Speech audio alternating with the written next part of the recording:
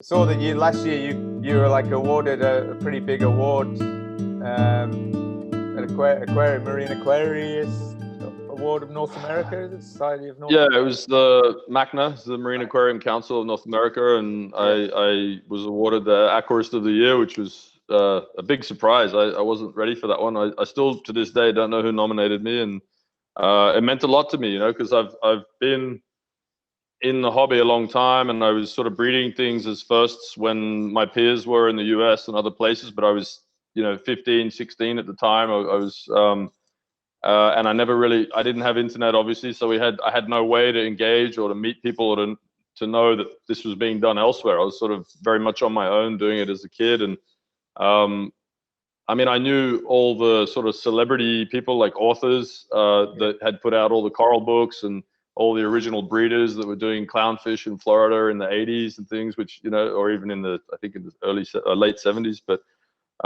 so I knew who was who, but I had no access. I had no way to get to it. And yeah, it's kind of nice now to realize that I am in the industry in that way, and that you know, to get that acknowledgement was huge. It meant a lot to me, actually. It was a big deal for myself, and obviously it was good for the business to be acknowledged what we're doing, as far as, you know, aquaculture and quality marine fish. So it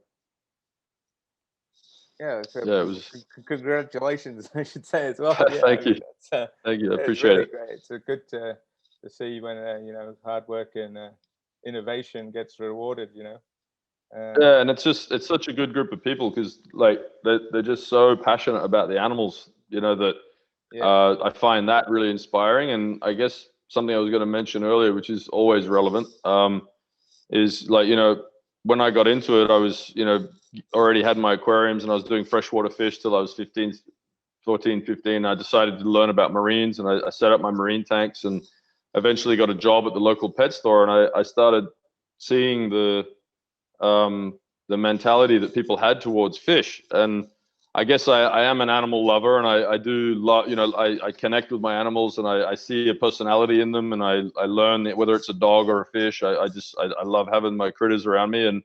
And I was just so offended and disgusted at the way people were treating these incredible gems from the reef, you know, talking about big, you know, angelfish and just gorgeous animals that are 20 years old, and they're treating them like a you know, cheeseburger or something. They're treating them with total you know, lack of respect, and they just see them as dollar value, and they don't care if they've got a fungus thing starting that you could treat very easily if you did it now, but instead they'll leave it, let it die, things like that. And I witnessed it on so many levels that I think it was actually a really huge motivator, where I realized, hang on, we can do this better, you know. It wasn't about some I didn't want the credit. I'm stoked to have received an award related to that, but this was just personal. I was just angry that the industry would allow people to do such damage on such a scale, and because it's a pet, it's not taken seriously. It's just like, oh, that's just the pet trade, brush it aside. But you know, it's a huge industry. It's hundreds of millions of dollars a year in the US, and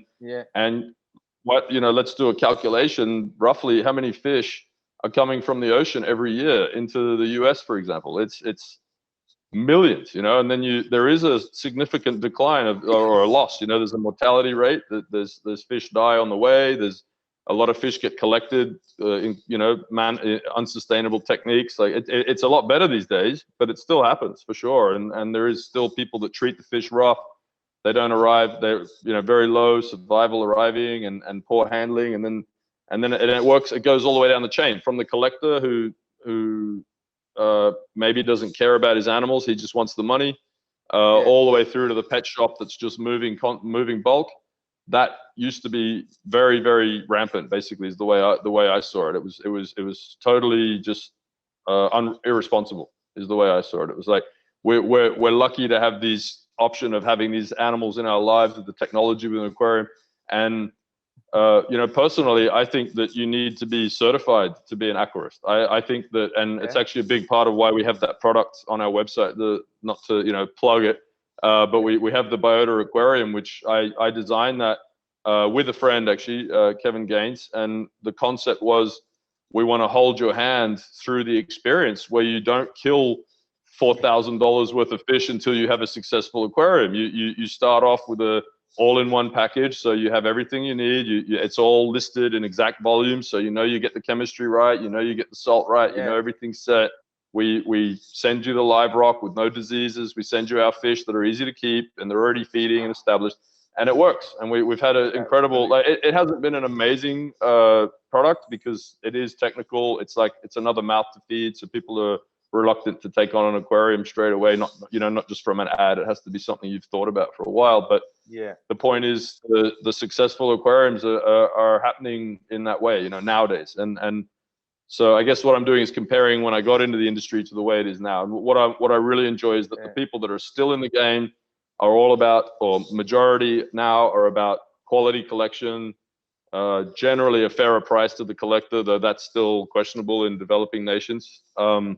Right. And then a higher survival. They are treating the fish better. They're feeding them before they travel. They're medicating them appropriately if they need it. And the pet shops have raised their bar a lot. But personally, I still believe that as an aquarist, if you want to buy a golden moray eel or some rare angel, there's some angels that go for $8,000 or something, or whatever, just something that is very sensitive, it's considered expert only, that I personally believe that you need to be certified. You have to, or at least qualified. You have to have some kind of education. And at the moment, that's not there. You could go drop $10,000 on a website and buy all these fish and then stick them in your goldfish pond and wonder why they all died. And that happens still to this, not as much, but it's bad. It's a problem. And it's always been an issue for me. So I guess I tried to take it on. It's a brilliant. That's I mean, it's like a citizen science approach to aquaculture, isn't it? It's like take and like level up. I mean, and for me personally, I don't keep an aquarium because I know for a fact this year may have been a good time to do one, but I know it takes a lot of care and time, and I'm always traveling. So I was always traveling. Right. I never felt comfortable to have a crack at it, because one thing goes wrong and your whole system's destroyed. And all those so it's it's true. These days it's a lot easier to keep a tank. The tech is there, and it's much more reliable, and the species are obviously better as well. But I hear what you're saying. It's like we said, it's another mouth to feed. While I'm saying that, I've got your cat standing on the piano behind there, looking at me. Well, another mouth to feed. Mickey. We live next to a farm, and there's like a nest of cats that breed like 4 times a year. And this Mickey was just a small little kitten, like eating rocks. So we decided to take her in. I thought she might make an appearance. But it is big, it definitely. But at the same time, if you get a fish tank, like you say, with you see the characters developing even in the fish. And I mean, one of the fish you really do is the Mandarin fish, which, and I believe that that's where you do see a lot of the benefits in being raised like domesticated. Compared to wild caught. That fish is I guess it's the prime example of our business model is so the wild Mandarin is a challenging fish to keep, and that's a classic of what I was talking about, where people just move them because they do come in by the thousands, and they sell them for $16 or $25 retail, which to me is just outrageous because it demands zero respect. If you pay no money for an animal, people are going to get it that don't know what to do with it. And so they had a really bad reputation in the industry. They die all the time, don't get them, and issues like that because the wild Mandarin eats live food. And that's what we did here. Was we trialed the Mandarins, which I never thought it would be as one of our prominent species. I never thought we would get that dialed, but we ended up, it just so happened that we built these raceways, these tanks out under the sun where we're growing clams, and it just so happened to be perfect territory to grow the mandarins out. And that's probably been one of our biggest sort of advantages being in Palau, because we have flow through seawater. So we have wild plankton and everything going through the tanks, but also the sunlight and the right temperature all year round. So spawning them is easy. Rearing them is, I would say, intermediate, I guess, level as far as the stuff we do. Especially now, obviously, after a few years, we've got the recipe down at, what size food particle they need at what age and things like that.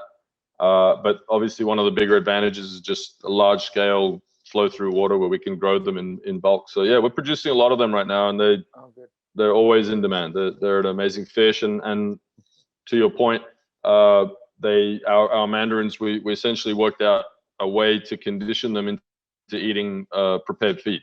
So that's been a big deal. They eat pellets, and that's something that hasn't really been done before, I guess, on a commercial level. And yeah, so we actually wean them on. We do a process where we start feeding them, where they're eating Artemia, for example, and then we'll switch it to frozen Artemia, so they're still eating them, but they're dead essentially on the bottom. And then eventually they'll take on to just picking on pellets, and yeah, that's been a huge thing for the hobbyists now. Like I do get mail from our customers just saying they didn't think it was possible. They have these little nano reefs or small coral garden reefs, and they've got a pair of mandarins spawning, and they're eating pellets. Yeah, it's pretty great. So they're very happy, and yeah, so for that. That's brilliant. Yeah.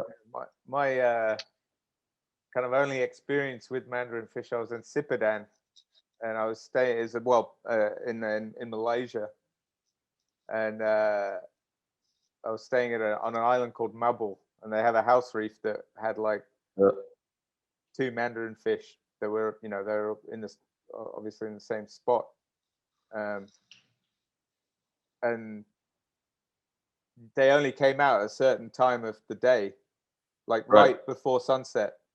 That's it. And so there was a queue of photographers every time you go on this, and the damage that these photographers would do to the reef was like, oh my god! I didn't even really bother having a look, because I was just so taken aback by, like, you've got this photographer just sprawled out, taking up all the space, and it was like, again, like, it's good to. I think it's even you talk about how the aquarium is our eyes to the ocean and a way to get a greater understanding. So especially a species like that, have people understand how it works. And was it with the feeding and the pellets? Yep. I remember I saw something you saying that I don't know, was it Mandarin fish they sort of turn upside down and eat, or are they eating those pellets off the bottom as well? Oh yeah. So yeah, that is something that was pretty cool to see. So once we get them onto pellets, they'll literally come up to the surface and take pellets from the surface. So you've got a benthic feeding, predator who's now taking pellets from the surface because they've been conditioned to. So yeah, and same with the bumphead parrotfish. They'll actually come up now and feed off the surface or wherever the food's available, which, I mean, yeah, fish adapt, but it's just novel to see it when it's one of those species that used to be considered impossible to keep, and now they're acting like goldfish. Essentially. Yeah, that's